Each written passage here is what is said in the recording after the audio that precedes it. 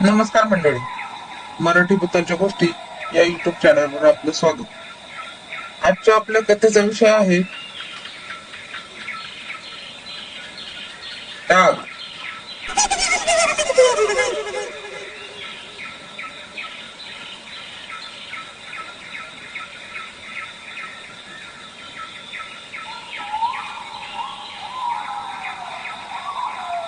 नुकताच विजय आपली 8 वर्षाची सक्तमजुरीची शिक्षा भोगून बाहेर पडला होता. जन्मापासून अनाथ असलेला विजय चुकीच्या संगतीमुळे गुन्हेगारीचा डाग लागला होता. अनेक छोटे मोठे गुन्हे करून अनेक वेळा त्याची जेलबारी घडली होती. पण त्याने 8 वर्षापूर्वी केलेला गुन्हा खूप मोठा होता. बंदुकीच्या जोरावर त्याने एक ज्वेलर्स दुकान लुटण्याचा प्रयत्न केला होता. त्यात तिथे असलेल्या सुरक्षा रक्षकाशी झालेल्या झटापटीत त्याच्याकडून चुकून गोळी सुटून तो सुरक्षा रक्षक जखमी झाला होता. जबरी दरोडाच होता तो.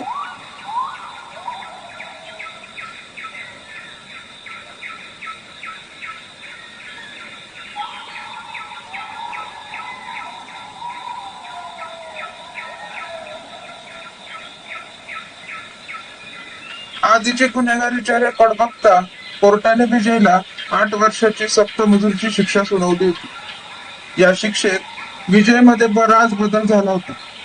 लहानपासूनच गटाराच्या बाजूला राहून आपले कोणीतरी वेगळे आहोत आणि हा समाज आपल्याला स्वीकारणार नाही अशा आंतरिक भावनेने विजय गुन्हेगारीकडे वळाला होता. पण ह्या 8 वर्षाच्या कैदेत त्याला तिथले जेलर महादेव कांबळे साहेब भेटले. त्यांच्या समुपदेशाने त्याला गुन्हेगारी सोडून दुसरे चांगले जग आहे आणि कांबळे साहेबांच्या सारखी चांगली माणसे सुद्धा या जगात आहेत हा साक्षात्कार त्याला त्या कैदेत झाला.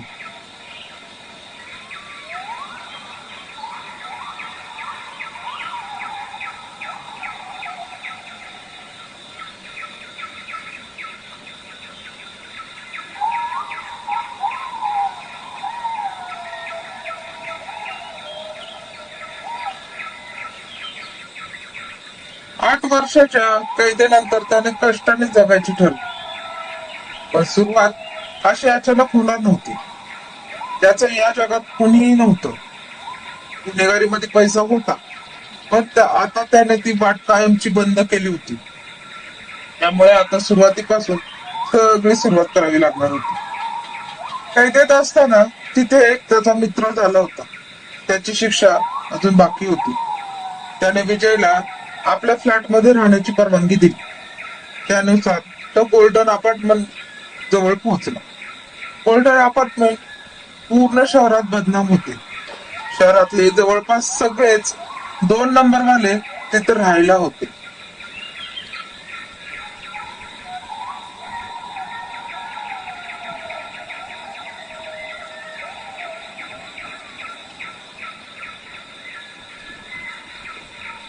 विजयचा मित्र सुद्धा त्या क्षेत्रात होता. त्यामुळे तो गोल्डन अपार्टमेंट मध्ये राहत होता.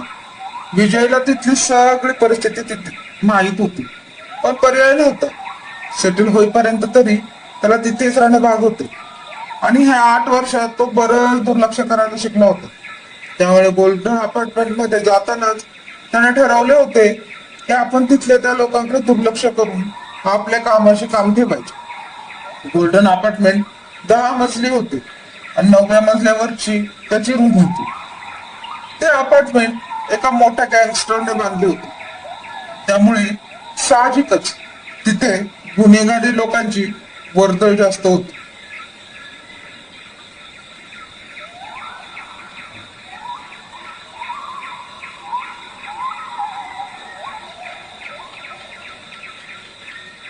घर सामान्य शहराला स्वर्ग म्हणायचे झाले तर हे अपार्टमेंट एक नर्क होते. पण विजयला काही फरक पडणार नव्हता, कारण त्याला फक्त एक आसरा हवा होता.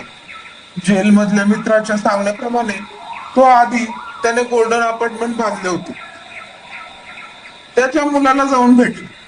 आपल्या वडिलांनंतर बॉबीने शहरातील सगळे काळे धंदे आपल्या ताब्यात घेतले होते. विजय बॉबीला जाऊन भेटला आणि जेलमधील आपला मित्र सुधीर बद्दल सांगितलं आणि 50,000 बॉबीच्या हातात ठेवून तिथे राहण्याची परवानगी मिळवली आणि तो गोल्डन अपार्टमेंट मध्ये आला.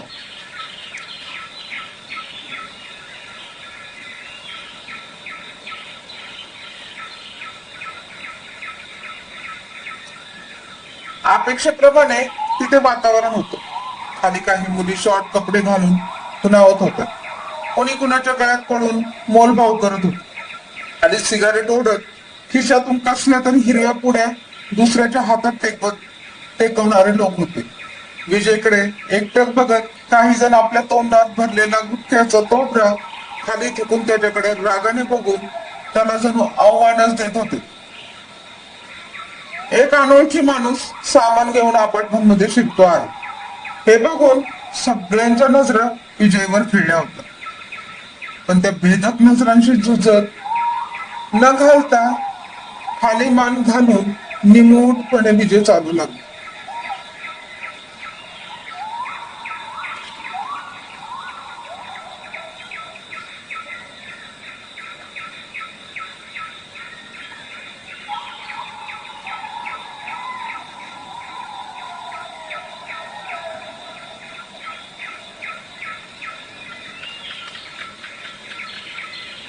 कुणीतरी तिथल्या एका मुलीच्या अंगावर हात फिरवत तिथल्या रूम मध्ये घेऊन जात होते. एक दोघांनी विजयची वाट अडवली. पण तिथल्या एका मॅनेजरने सगळ्यांना तंबी दिली, अरे बॉबी भाई का आदमी हे हो. बॉबी नाव ऐकताच त्या भेदक नजरा खाली झाल्या आणि सेकंदात लोक तिथून चालते झाले. गोल्डन अपार्टमेंट मध्ये तसे 40 वर्ष जुने होते. थोडे जुन्या पद्धतीचे बांधकाम होते. काळवंडलेली ती इमारत फक्त तिथल्या गुन्हेगारांना ऊन वारा पावसापासून वाचवण्याचे काम करत होते. त्यामुळे त्या बिल्डिंगची अवस्था जैसे ती होती.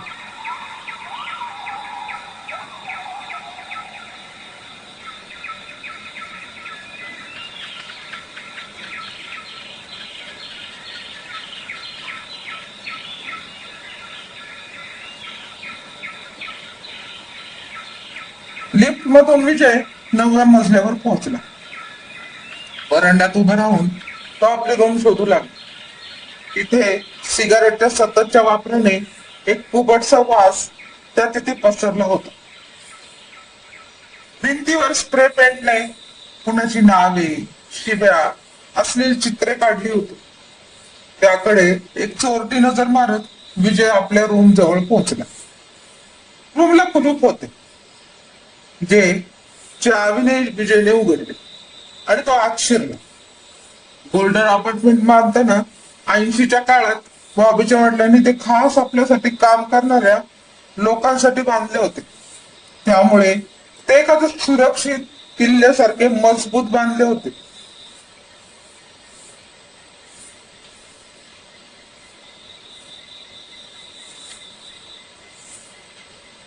दारे खिडक्या मजबूत लोखंडी होत्या.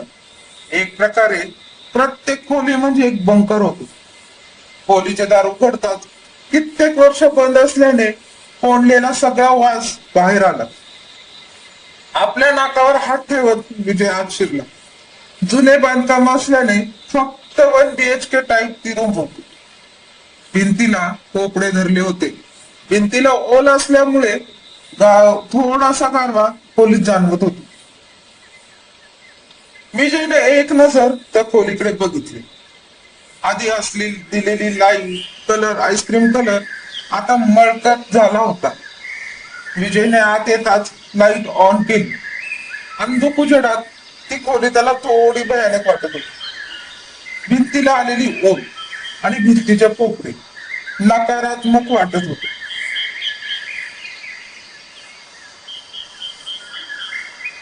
कांबळे साहेबांच्या शिकवणीची परीक्षा समजून विजयने आपले सामान खाली ठेवले आणि दार बंद करून थोडी साफसफाई करू लागला.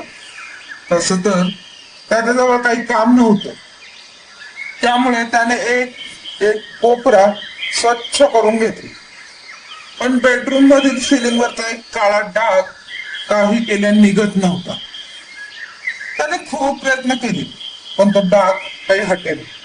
त्या डागातून एक सडका वास येत होता.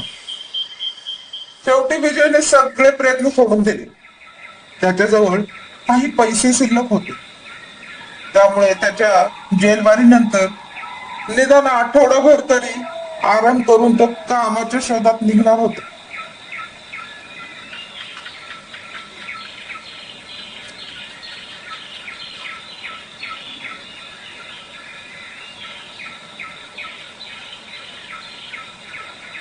दुसऱ्या दिवशी सकाळी जो विजय बाहेर निघाला तो पूर्ण शहर फिरून रात्री अपार्टमेंट मध्ये आला.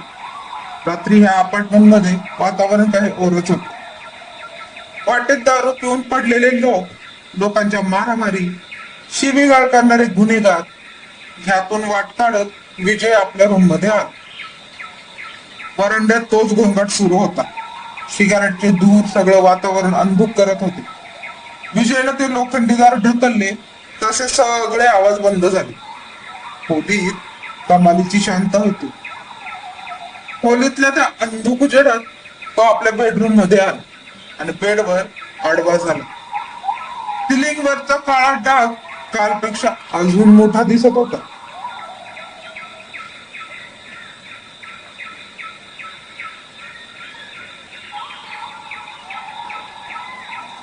एक मंद कुपट सडका वास त्यातून येत होता. तो डाग घालवण्याचे सगळे प्रयत्न करून विजय बसला होता. त्यामुळे त्या डागाकडे विजयने दुर्लक्ष केले. दिवसभर इकडे तिकडे फिरता प्रवास केल्याने विजय कमालीचा थकला होता. त्यामुळे पडताच त्याला झोप लागली. बाहेरून ते हसण्या खिदळण्याचे, ओरडण्याचे मंद आवाज येत होते. अचानक भिंतीवर काहीतरी पडल्याचा आवाज आला. विजय खडबडून जागा झाला. ठक ठक असा आवाज येतच होता. कुणीतरी काहीतरी आवाज करत होतं. विजयला राग आला. रात्रीचे 2 वाजले होते. विजय दाराकडून बाहेर आला. बाहेर तर कुणीच नव्हतं, तरी तो ठक ठक असा आवाज येतच होता.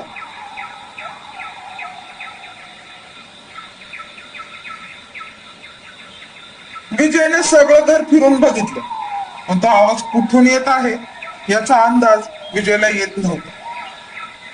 कदाचित तो आवाज बाजूला असलेल्या घरातून येत असावा. त्या विचाराने विजयने भिंतीला कान लावले, पण तो सततचा ठकठक आवाज दुसरीकडूनच येत होता. आता दुसऱ्यांदा हार मानून विजय परत बेडवर येऊन पडला. त्याची नजर वर गेली आणि त्याचे डोळे विस्फारले गेले. सिलिंगवर असलेला तो काळा डाग अचानक गायब झाला होता. विजय ताडकन उठून बसला. त्याने बेडरूम मध्ये नजर फिरवली, पण तो डाग कुठेच दिसत नव्हता. शेवटी खूप विचार करून, तर्क लावून अखेर त्याने मेंदूची कसरत थांबवली आणि तो झोपी गेला.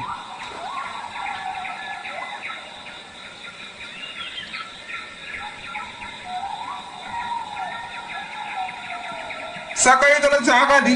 सकाळचे जवळपास 10 वाजले होते, पण त्या बंकर स्वरूपाच्या खोलीत उजेड नव्हताच. काळ्या लोकांची अंधारी खोली होती. विजय उठण्याचा प्रयत्न करू लागला, पण त्याच्या पायात हलक्याशा मुंग्या जाणवू लागल्या. उठून तो आंघोळीला गेला. आंघोळ करता करता परत त्याला दुसरा धक्का बसला. त्या सिलिंगवर जसा डाग होता तसाच डाग आता त्याच्या पायावर उमटला होता. विजय चपापला. त्याने पाय रगडायला सुरुवात केली. कदाचित काहीतरी लागले असेल, पण तो डाग काही हटत नव्हता. कित्येक वेळा घासून झाले तरी तो डाग जागचा हालत नव्हता.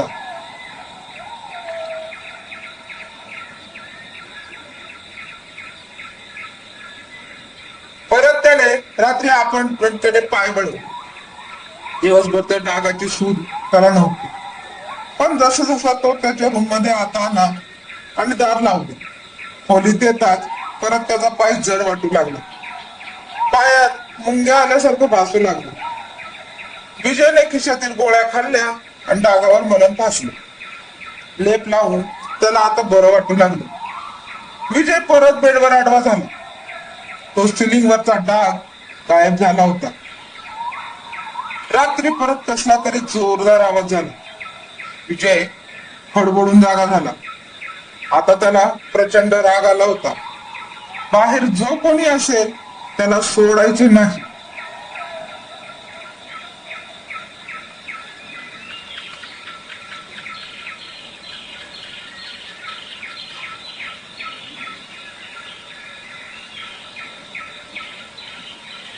पाणी पिण्यासाठी तो उठायला निघाला, पण त्याचा तो पाय जागचा हालेना. त्याने घाबरून पायावरची चादर बाजूला केली. त्याचा श्वास वाढला. त्याचा पाय पूर्णपणे काळा झाला होता. सकाळी बारीक असलेला तो डाग त्याच्या पूर्ण पायावर पसरला होता. विजयला अजिबात हालता येत नव्हते.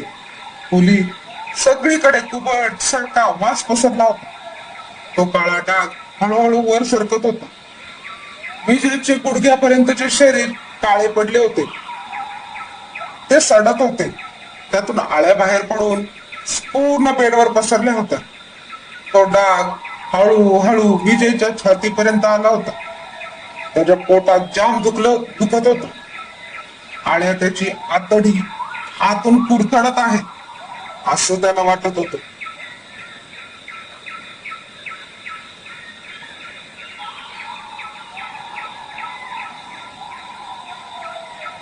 प्रचंड वेदनेने विजय तरफडत होता.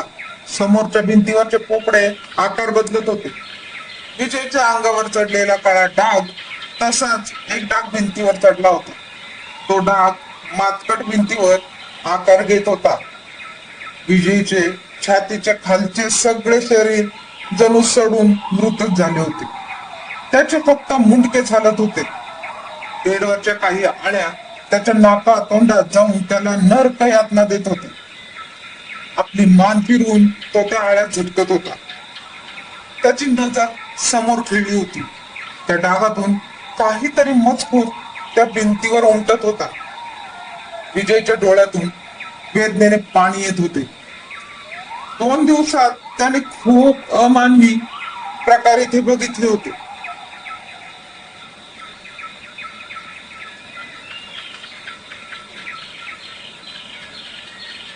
भिंतीवरच्या काळ्या डागातून काहीतरी मजकूर उमटत होता. त्या नरक वेदनेतूनही विजय तो मजकूर वाचत होता. त्या मजकुराने पूर्ण भिंत रंगली होती. तो उग्रवास तीव्र झाला होता. अखेर तो डाग वर सरकू लागला आणि त्याने विजयला पूर्ण गिळून टाकले. त्याचे डोळे मिटले. पूर्ण सडून त्याच्या हाडांचा सांगाडा बेडवर होता. आपली ही अवस्था बघून जवळपास ओरडतच उठला. त्याने आधी स्वतःला चाचपले. तो अगदी ठीकठाक होता. भयानक स्वप्न होते ते.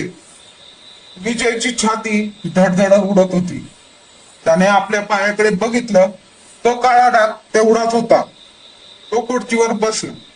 रात्रीच्या स्वप्नात त्या काळ्या डागातून त्याने जो मजकूर वाचला होता त्याचा विचार करत होता.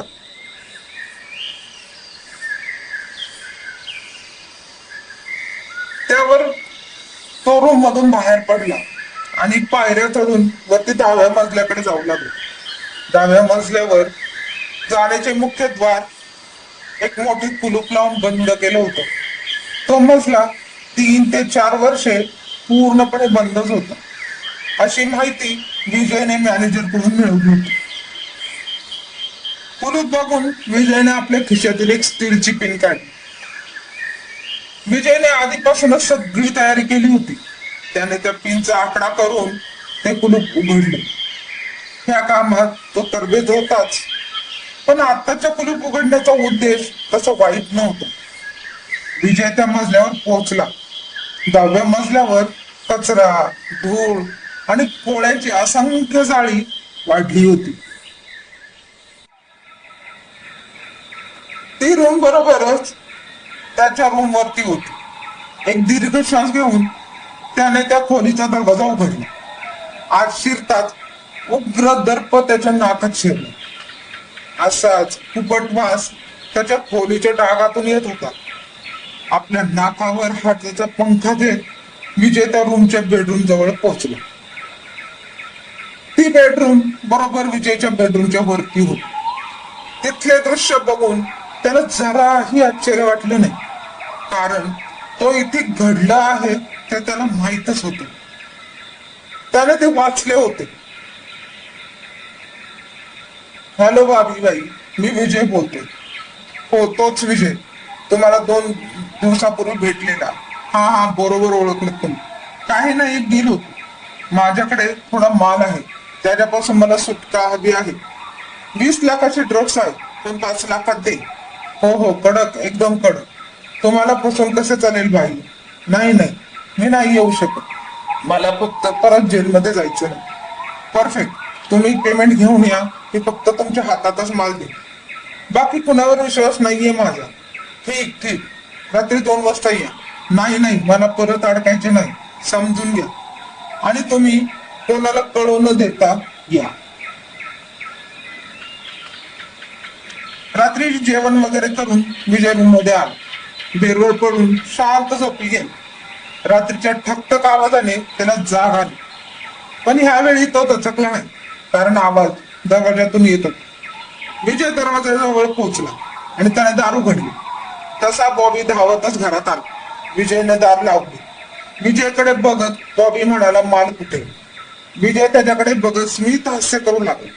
त्याने आपला हात त्याच्या पुढे केला आणि आलेला हात बघून शेक हँड करण्यासाठी बॉबीने हात पुढे केले.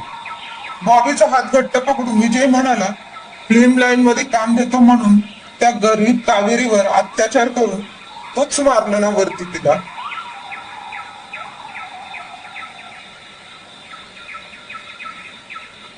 कावेरीचे नाव ऐकून बॉबी चाचपली. ते नाव त्याला कित्येक वर्षांनी आठवलं होतं आणि हात सोडून घेऊ लागला. पण विजयची पकड आता मजबूत होती. अचानक विजयच्या पायावरचा डाग हळूहळू सरकत विजयच्या हातावरून बॉबीच्या हातावर आला. बॉबीच्या हातावर तो काळा डाग येताच बॉबी जागेवर स्तब्ध झाला. एकदा स्तब्ध पुतळ्यासारखा तो उभा होता. विजय आपला हात सोडून घेते. तिच्यावर अत्याचार करून तिला इथे मरायला सोडून तू निघून आलास. तुला आठवते तरी का ती? नसेल कदाचित. जा, वरती आहे ती, भेटून ये तिला. तुझी डील आता तिच्या बरोबरच आहे.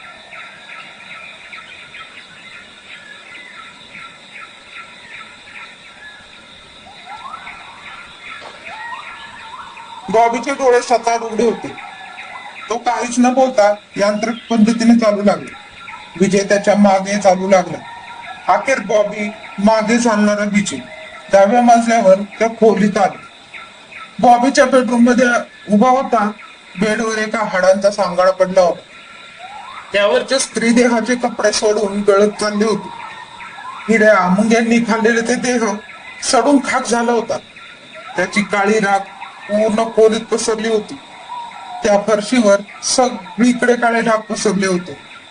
तेच डाग खाली पाझरून विजयला आपली करुण कहाणी सांगून गेले होते. विजयने बॉबीला तिथे त्यासाठी आणले होते.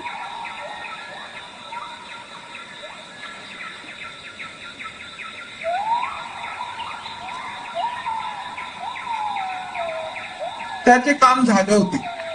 एका वेगळ्या समाधानाने विजय त्या बेडरूम मधून चालू लागला. बॉबी अजूनही तिथे स्तब्ध उभा होता. कावेरीच्या देहाची जी राख झाली होती ती हळूहळू बॉबीच्या देहाभोवती जमू लागली. विजयने खोलीचे लोखंडी दार बंद केले, गेटला कुलूप लावले आणि त्या गोल्डन अपार्टमेंट मधून तो सामान घेऊन बाहेर पडला होता.